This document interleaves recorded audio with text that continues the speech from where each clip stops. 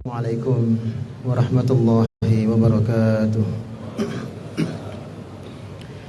Innal hamdalillah nahmaduhu wa nasta'inuhu wa nastaghfiruh wa nu'minu bihi wa natawakkalu alayhi wa na'udzu billahi min shururi anfusina wa min sayyiati a'malina. Ashhadu an la ilaha illallah wahdahu la syarika lah wa nashhadu anna Muhammadan abduhu wa rasuluhu la nabiyya ba'dah. Allahumma salli wa sallim wa barik ala sayyidina Muhammad wa ala alihi wa ashabihi wa baraka wa sallama tasliman katsiran amma ba'd. Faqad qala Allah ta'ala fil Qur'anil Karim, a'udzu billahi minasy syaithanir rajim. Bismillahirrahmanirrahim. Ya ayyatuhan nafsul mutmainnah irji'i ila rabbiki radiyatan mardiyah fadkhuli fi ibadi wadkhuli jannati. Shadaqallahul azim. Wa qala Nabi sallallahu alaihi wasallam, la yu'minu ahadukum hatta yakuna hawahu tab'an lima ji'tu bihi, atau kama qala Rasulullah sallallahu alaihi wasallam. Alhamdulillah, para pengurus DKI Masjid Al-Hakim dan seluruh jemaah kaum muslimin dan muslimat. Pertama-tama kita bersyukur kepada Allah. Salawat dan salam kita haturkan kepada junjungan kita yang mulia, baginda Nabi besar Muhammad Rasulullah sallallahu alaihi wasallam beserta keluarga dan para sahabat-sahabatnya yang mulia. Tema kultum pada malam hari ini berkenaan dengan nafsu. Karena di dalam puasa salah satu tujuannya adalah untuk bagaimana kita bisa mengendalikan hawa nafsu. Hadirin yang mulia, dalam satu peperangan, dan alim ulama mengatakan peperangan ialah perang Uhud. Ketika Nabi SAW kembali dalam peperangan Uhud beserta para sahabat, maka Nabi mengabarkan kepada para sahabat, raja'na min jihadil asghar ila jihadil akbar. Kita kembali kepada perang yang kecil menuju perang yang besar.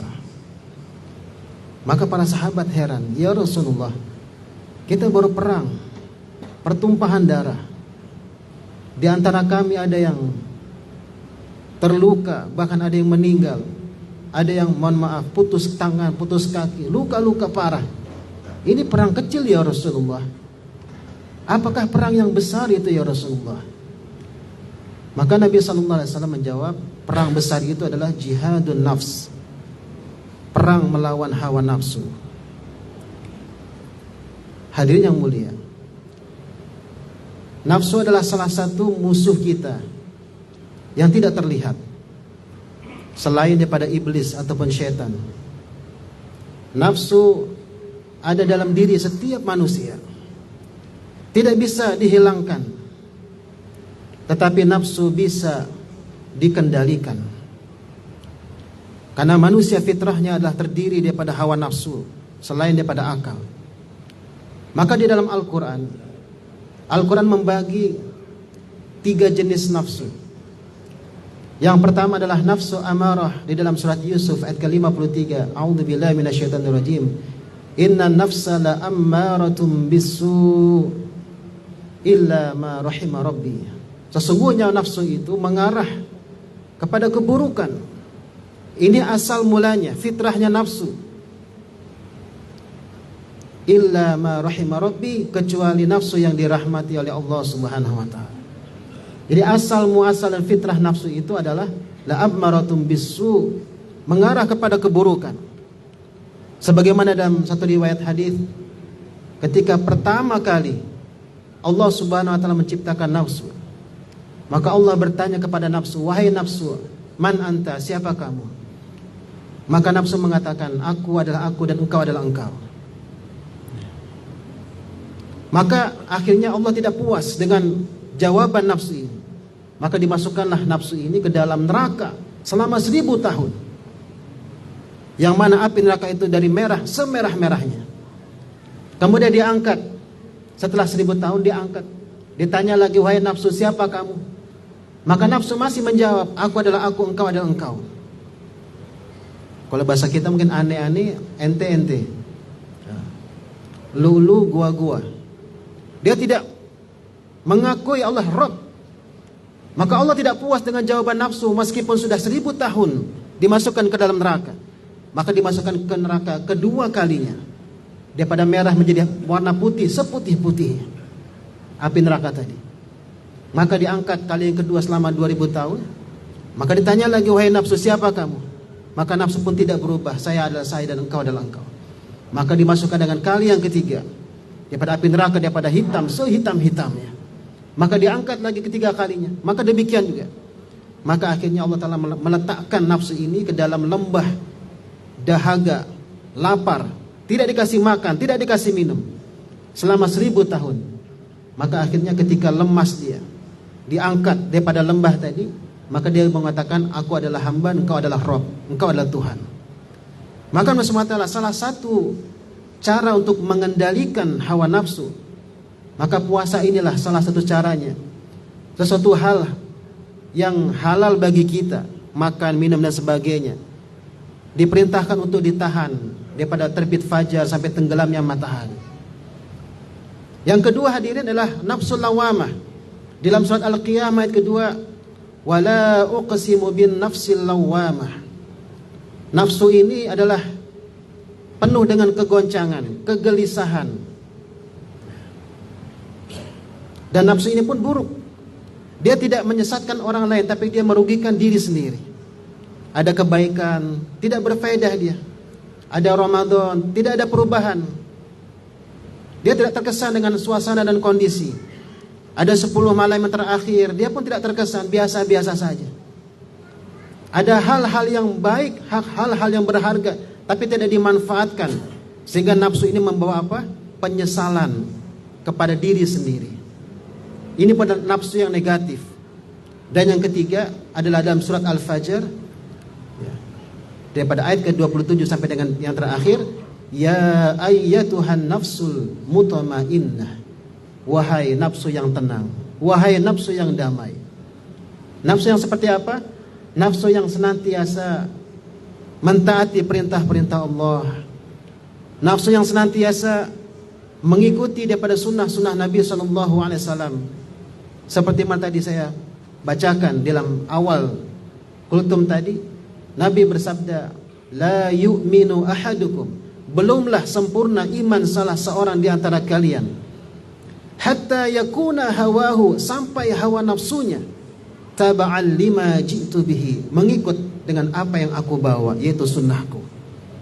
Bagaimana cara makannya Nabi, bagaimana cara berpakaian Nabi, bagaimana akhlaknya Nabi, bagaimana berdagangnya Nabi, bagaimana bergaulnya Nabi, diikuti.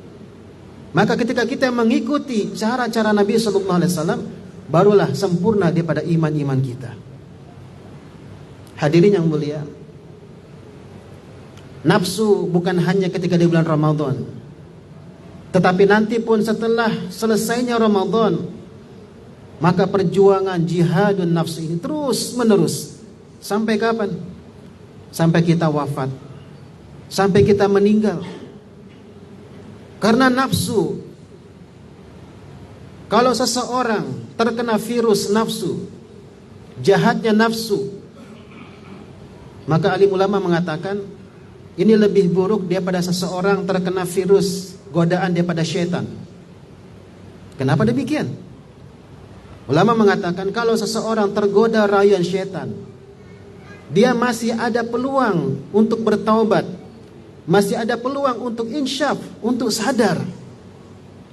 Tetapi ketika manusia ataupun seorang makhluk apapun ketika tergoda dengan nafsu, maka ini sangat-sangat kecil peluangnya untuk dia insaf, untuk dia sadar, bahkan dia bertaubat kepada Allah Subhanahu wa taala.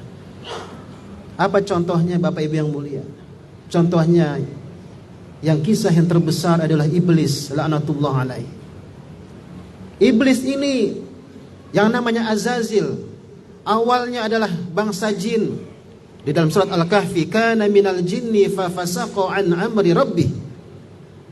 Dia dimuliakan oleh Allah, Kan kemuliaannya seperti mana malaikat. Bayangkan di dalam Al-Quran Al-Baqarah ayat ke-30 31, wa id qulna lil malaikati isjudu li Adam fasajadu illa iblis. Dan ingatlah ketika Allah berfirman kepada malaikat, wa id qulna lil malaikah, ya, untuk sujud kepada Nabi Adam, tiba-tiba muncul nama iblis, illa iblis. Kenapa demikian? Padahal Allah berfirman kepada malaikat. Maka tafsir mengatakan karena ketika itu iblis itu disetarakan dengan malaikat. Iblis bukan malaikat. Malaikat dari nur, iblis daripada nar, dari api.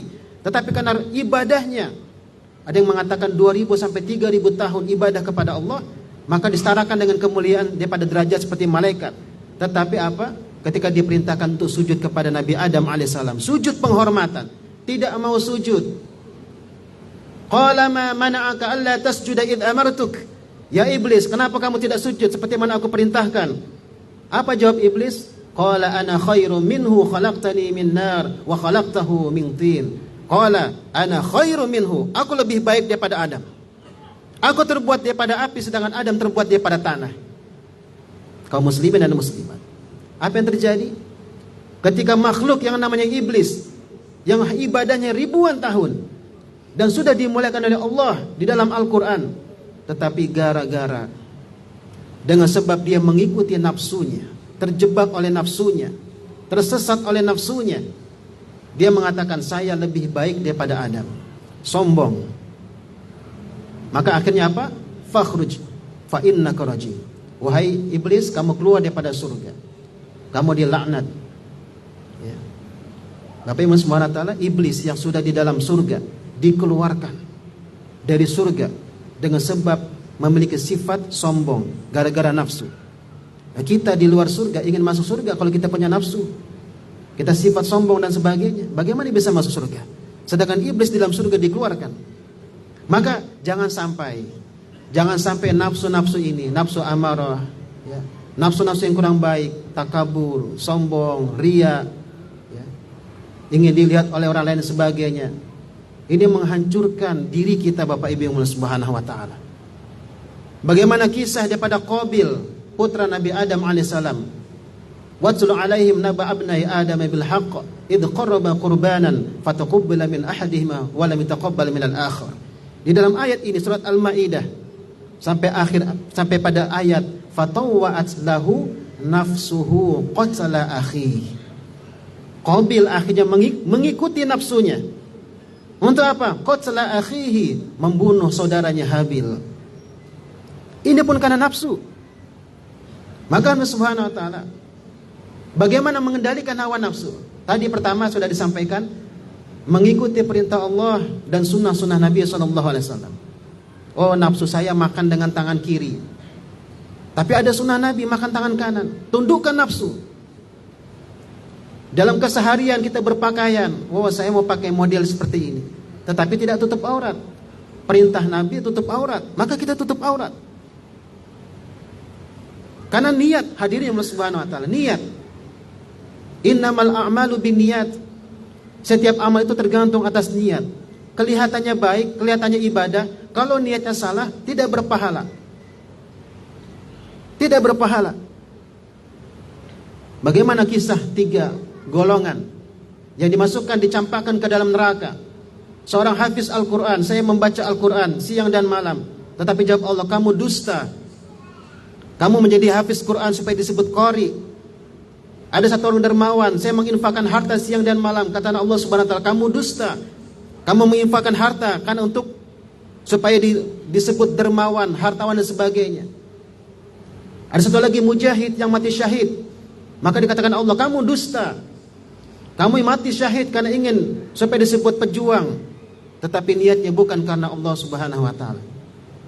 Kemudian apalagi hadirin Allah Subhanahu wa ta'ala, kita dudukkan nafsu kita dalam musyawarah, mengikut musyawarah dengan ulama-ulama. Tidak bisa dengan sendiri hadirin. Di dalam Al-Quran, wa amruhum syura bainahum.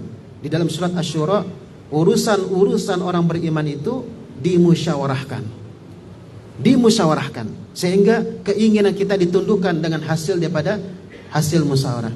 Maka Allah SWT sekali lagi, pentingnya kita untuk menundukkan hawa nafsu. Supaya kita menundukkan, karena setiap kita ada nafsu amarah. Setiap kita ada nafsul lawamah, dan setiap kita ada potensi untuk menjadi nafsul mutmainah.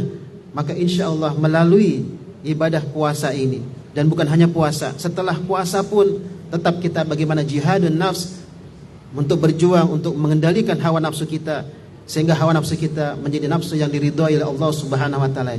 Itu nafsul mutmainnah. Ya ayyatuhan nafsul mutmainnah, wahai nafsu yang tenang, wahai nafsu yang damai. Ya. Irji'i ila rabbiki radiyatan mardiyah. Kembalilah kepada Tuhanmu dengan ridha dan diridhoi. Mardiyah, diridhoi oleh Allah.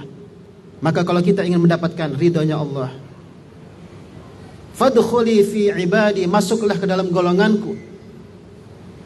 Wadkhuli jannati, masuklah ke dalam golonganku, hamba-hambaku. Wadkhuli jannati, dan masuklah ke dalam surgaku. Kalau kita ingin diridhoi oleh Allah, kalau kita ingin dijadikan hamba-hamba yang menjadi hamba-hambanya Allah, kalau kita ingin dimasukkan ke dalam surganya Allah Subhanahu wa taala, maka bagaimana kita berusaha menjadi nafsul mutmainah. Mudah-mudahan Allah Subhanahu wa taala jadikan diri kita semuanya, Bapak Ibu semua, dan keluarga kita dan keturunan kita dapat mengendalikan hawa nafsu tadi, nafsu amarah, nafsu lawamah, menjadi nafsul yang mutmainah. Dan insya Allah dengan Ramadan 1444 Hijriah ini, dan juga selanjutnya sampai akhir hayat kita senantiasa dibimbing oleh Allah Subhanahu wa taala. Jangan sampai kita tergoda, tersesat dengan nafsu, tetapi justru kita mendapatkan bimbingan oleh Allah menjadi nafsul mutmainnah.